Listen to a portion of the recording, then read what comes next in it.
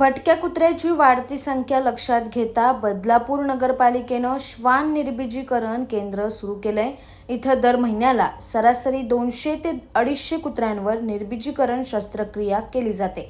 लवकरच हे प्रमाण 500 पर्यंत जाईल अशी माहिती पालिका मुख्याधिकारी मारुती गायकवाड यांनी दिली। गेल्या काही वर्षात बदलापूर शहरात भटक्या कुत्र्यांची संख्या मोठ्या प्रमाणात वाढली। डॉग बाईटची समस्या ही पालिकेसाठी डोकेदुखी ठरली। याबाबत पालिकेकडे सातत्याने नागरिकांच्या तक्रारी येत होत्या। त्यामुळे पालिकेनं कात्रप मोहपाडा भागात श्वान निर्बीजीकरण केंद्राची उभारणी केली। या ठिकाणी भटक्या कुत्र्यांसाठी पिंजऱ्याची व्यवस्था करण्यात आली।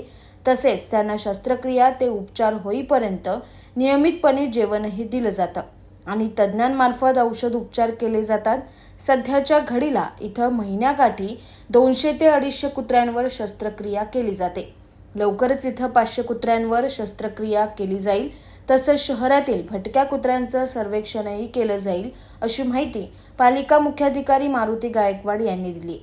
भटक्या कुत्र्यांच्या वाढत्या संख्येवर नियंत्रण आणण्यासाठी बदलापूर नगरपालिकेनं उचललेलं हे पाऊल निश्चितच कौतुकास्पद आहे।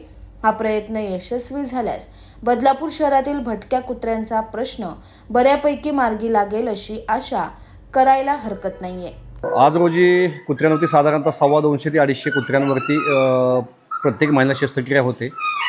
साधारणतः एक 4 महिन्यापूर्वी 100-125 कुत्र्यांवरतीच शस्त्रक्रिया व्हायची। नागरिकांच्या असंख्य तक्रारी होत्या, श्वान बाईटच्या असतील किंवा कुत्र्यांच्या त्रासाच्या असतील। त्या अनुषंगानं आम्ही ती कॅपॅसिटी वाढवली, पिंजरे वाढवले, इन्फ्रास्ट्रक्चर वाढवलं आणि आत्ता साधारणतः एक 250च्या आसपास आम्ही शस्त्रक्रिया करतोय।